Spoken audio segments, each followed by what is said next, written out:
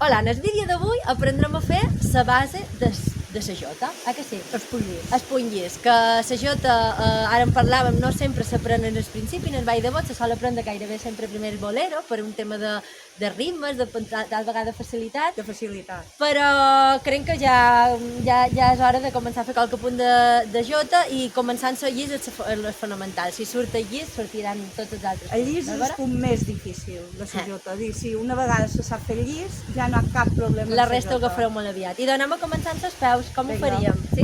El ritme, a diferència del bolero, que era 1, 2 i 3, en el cas de la jota és 1, 2, 3, 1, 2, 3, 1, 2, 3. El ritme de vals, ritme canari. Exactament, i és molt important que detecteu aquest 1, 2, 3 inicial, perquè això farà el que vos permetrà anar en ritme. Sí?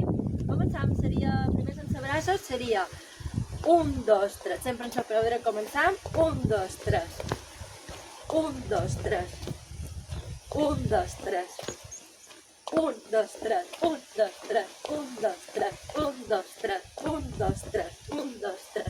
I els braços, Xisca? Bueno, els braços, aquí hem de dir que, un poc a diferència del bolero, els braços se posen tots dos a l'aire, moltes vegades. Hi ha punts que no, que a vegades tens per exemple, el segon.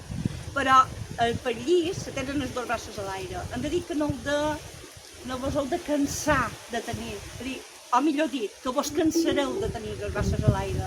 Perquè, clar, els braços a l'aire no estem acostumats, no els hi tenim mai, però el que hem de fer és aguantar durant un cert temps en el principi amb aquests braços a l'aire perquè els braços no baixin i els braços acompanyen sempre els peus.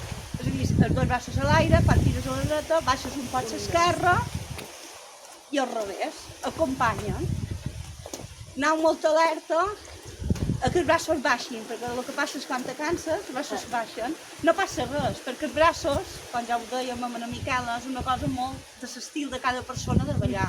No hi ha ningú que dugui braços bé o braços malament. És a dir, després veureu que cada estil de cada persona crea el seu estil. Per exemple, jo tinc una tendència a baixar un poc més els braços i en canvi ja no. I en canvi sí. Hi ha gent que els abaixa un poc més, però bueno, en principi és qüestió d'anar-ho practicant i que cadascú se senti còmode. Exactament. L'important és no aparèixer un parabrises, això sí, que quedi no fer un poc això i que quedi de manera natural. I que quedi natural i que quedin un poc alts, més que res perquè els dos braços alts ajuden una mica. Si els duen baixos tampoc no passa res, no està malament. D'acord. I ara posarem una jota que en aquest cas és la jota de Ferreries, però bueno, n'hi ha moltes de jotes més que res perquè veieu com queda els peus en el ritme de jota, d'acord? Anem a veure com quedaria.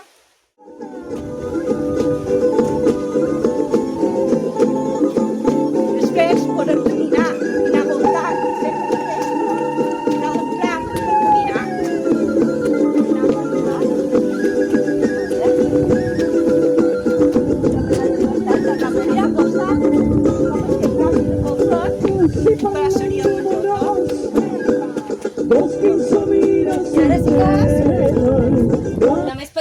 I acabar de confirmar aquest, un dels punts essencials és quan se fa la jota en parella és passar. Passar, exacte. Aquest voltar se pot fer també en parella, però el que se fa normalment en parella és passar, és a dir, canviar de lloc. Començam sempre en la peu dreta? Sempre començam en la peu dreta, cap a la dreta, fem un cap a l'esquerra i passam.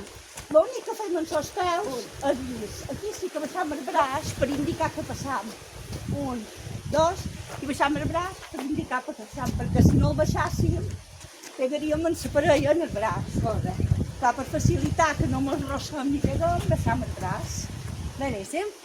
Vos animam ara que poseu qualsevol jota que trobeu i anar practicant una vegada a l'altra, perquè si teniu agafat ja el bàsic de llis... Començau el llis, si el teniu fet, ja teniu la jota. La resta de punts sortirà molt fàcil. Vinga, molt bé, me'n pròxim vídeo. Adeu!